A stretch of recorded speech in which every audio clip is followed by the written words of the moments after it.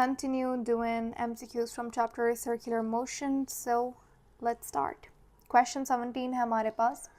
Centripetal force performs. Centripetal force आपके पास वो फोर्स होती है जो कि एक बॉडी को सर्कुलर मोशन में रखती है. तो सेंट्रीपिटल फोर्स कैसा वर्क परफॉर्म करती है? मिनिमम, मैक्सिमम, नेगेटिव या फिर कोई वर्क परफॉर्म नहीं करती. तो एक बात सिंपल सी है, देखो जब भी आप कोई भी बॉडी अगर सर्कुलर मोशन में हो तो वहाँ पे वर्क डन हमेशा ज़ीरो होता है. तो इसका सही जवाब नो वर्क डन है. Answer D is the right option. लेकिन आप इसके पीछे रीज़न क्या है उसको समझना भी इम्पोर्टेंट है, क्योंकि वी नो दैट आपके पास वर्क बराबर होता है किसके? फोर्स और डिस्प्लेसमेंट के प्रोडक्ट को आप वर्क डन कहते हो. ठीक है, अभी यहाँ पे हमारे पास जो फोर्स है वो सेंट्रीपिटल फोर्स है. ऐसा ही है, सेंट्रीपिटल फोर्स का जो फार्मूला हो रहता है वो है एम वी. वर्क का फार्मूला क्या होता है? F T cos theta. ठीक है, एफ आपके पास सेंट्रीपिटल फोर्स है जिसकी डायरेक्शन कहाँ पे है? Toward the centre.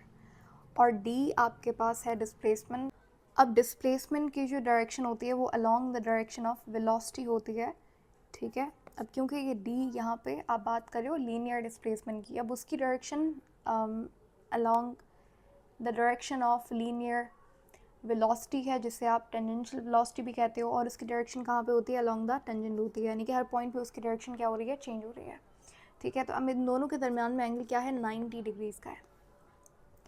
अब क्योंकि आपके पास एंगल क्या है? 90 का है, तो cos 90 आपके पास क्या होता है? ज़ीरो होता है. विच मीन्स आपके पास वर्क डन क्या हो जाएगा? ज़ीरो हो जाएगा. कभी भी सर्कुलर मोशन में वर्क डन नॉन ज़ीरो नहीं होता. उसके बाद है आपके पास क्वेश्चन 18.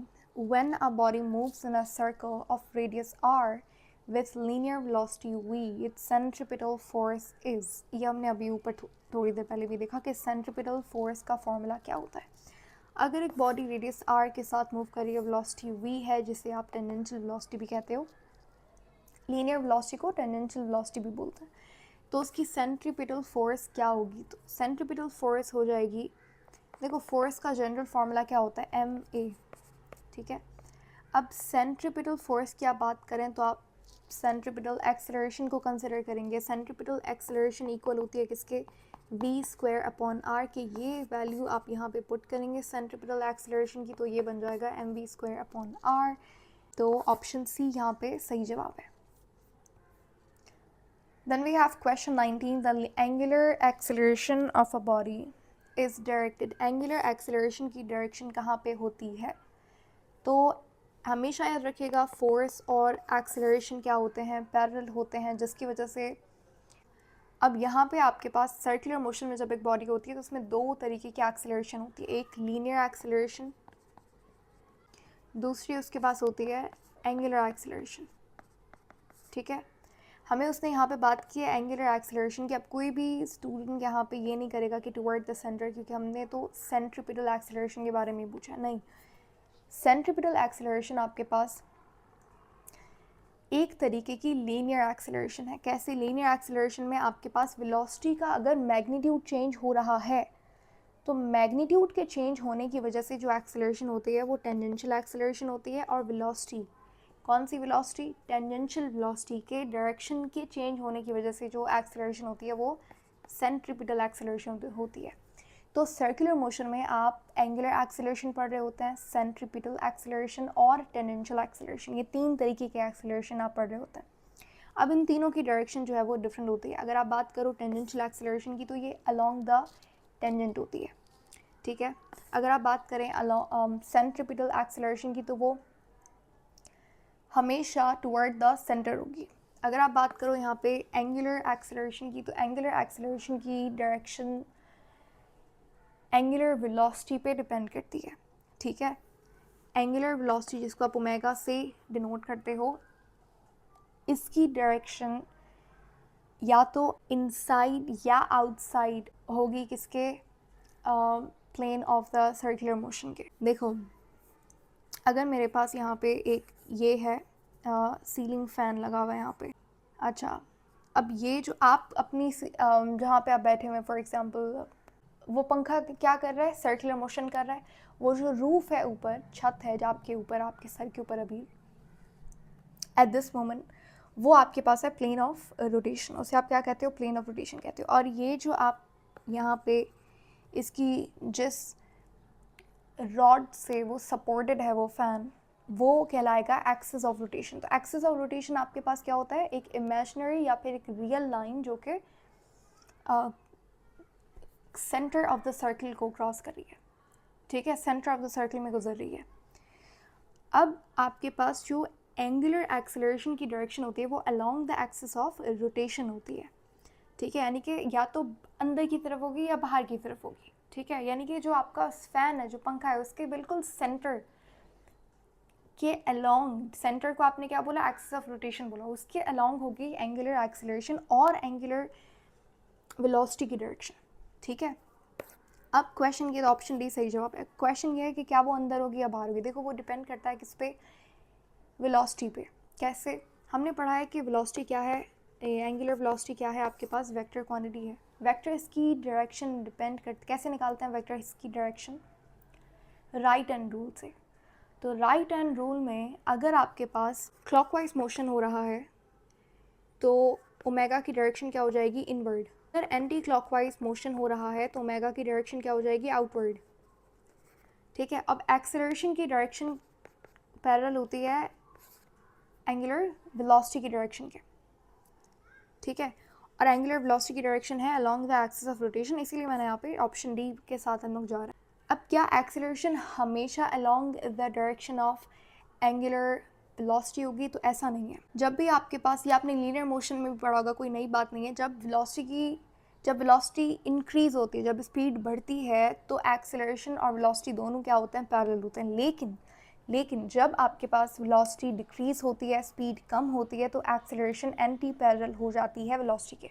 तो अगर फॉर एग्जांपल स्पीड कम हो गई, पंखा आपने एकदम बंद किया तो ऐसा ऐसा बंद हो रहा है, तो एक्सेलरेशन की डायरेक्शन एंटी पैरेलल हो जाएगी। एंटी पैरेलल का मतलब क्या, कि अगर वेलोसिटी की डायरेक्शन इनवर्ड है तो एक्सेलरेशन क्या हो जाएगी, आउटवर्ड हो जाएगी, अगर स्पीड कम हो रही है, ठीक है, अगर वेलोसिटी कम हो रही है। तो समझ आ गया, क्वेश्चन 19 क्लियर हो गया। तो यहाँ पे कोई भी बच्चा टूवर्ड द सेंटर नहीं लगा के आएगा, थिंकिंग ऑफ सेंट्रीपिटल एक्सेलरेशन, ठीक है। तो यहाँ पे सेंट्रीपिटल एक्सेलरेशन की बात नहीं हो रही, सर्कुलर मोशन में बहुत सारे और टर्म्स भी होती हैं, जैसे टेंजेंशियल एक्सेलरेशन हो गई, जैसे आपके पास सेंट्रीपिटल एक्सेलरेशन हो गई, ठीक है। चलें, क्वेश्चन 20 है, the magnitude of the centripetal force on a mass m moving with angular speed omega in a circle of radius is. Simple, आपने सेंट्रीपिटल फोर्स का फॉर्मूला बताना है, M V square upon R, ये होता है centripetal force का formula, ठीक है। लेकिन अब यहाँ पे v की जगह आप ओमेगा का यूज़ करेंगे। कैसे, क्योंकि उसने बोला कि आपको in terms of omega centripetal force का फॉर्मूला बताना है।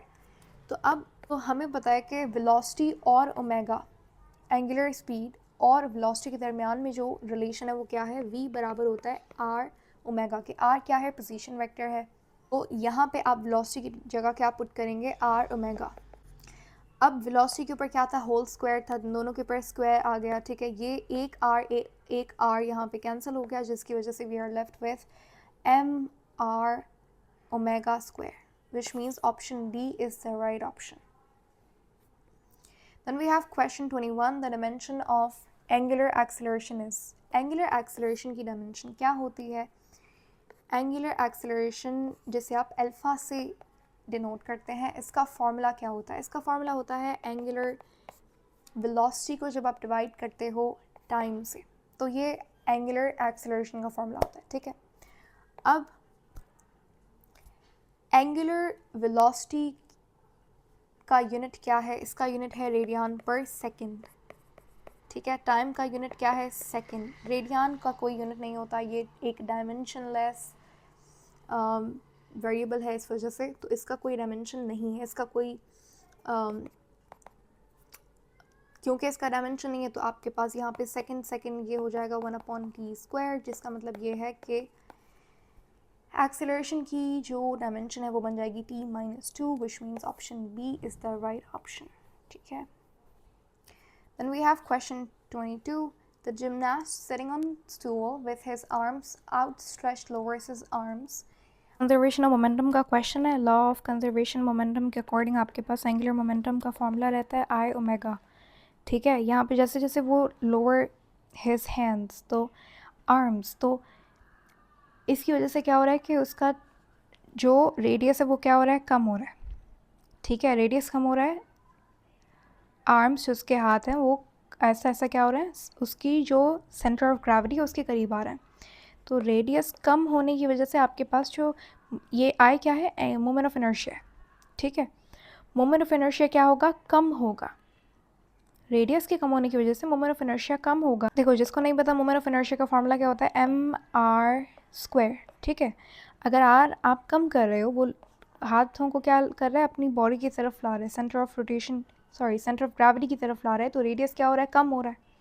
रेडियस कम होने की वजह से moment of inertia I directly proportional होता है रेडियस के। रेडियस कम हो रहा है, मोमेंट ऑफ इनर्शिया कम हो रहा है। तो इस फॉर्मूले में अगर आप देखो तो मोमेंट ऑफ इनर्शिया कम हो रहा है, जिसकी वजह से जो एंगुलर स्पीड है बॉडी की वो क्या होगी, बढ़ेगी, ज़्यादा होगी। तो ये दो चीज़ें हो सकती हैं। पहला ऑप्शन ये सही हो सकता है कि मोमेंट ऑफ इनर्शिया कम हो रहा है। दूसरा ऑप्शन ये भी सही है कि एंगुलर स्पीड इंक्रीज़ हो रही है। क्या यहाँ पे एंगुलर मोमेंटम इंक्रीज डिक्रीज नहीं होगा, तो आंसर है नहीं, क्योंकि यहाँ पे कोई एक्सटर्नल फोर्स नहीं अप्लाई कर रहे हैं आप। ठीक है, वो जस्ट अपने हाथों को ऐसा बॉडी की तरफ ला रहे हैं, जिसकी वजह से क्या हो रहा है कि आपके पास रेडियस डिक्रीज हो रहा है। तो कोई एक्सटर्नल फोर्स नहीं लग रही, टॉर्क नहीं लग रही, तो मोमेंट ऑफ आपके पास जो एंगुलर मोमेंटम है वो सेम रहेगा, वो कंजर्व्ड है यहाँ पे।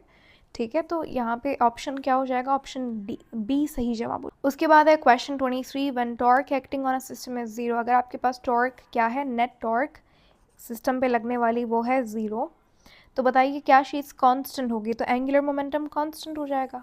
ठीक है, लीनियर मोमेंटम कांस्टेंट कब होता है, जब बॉडी पे लगने वाली, सिस्टम पे लगने वाली सारी नेट फोर्स क्या हो जाए, ज़ीरो हो जाए। ठीक है।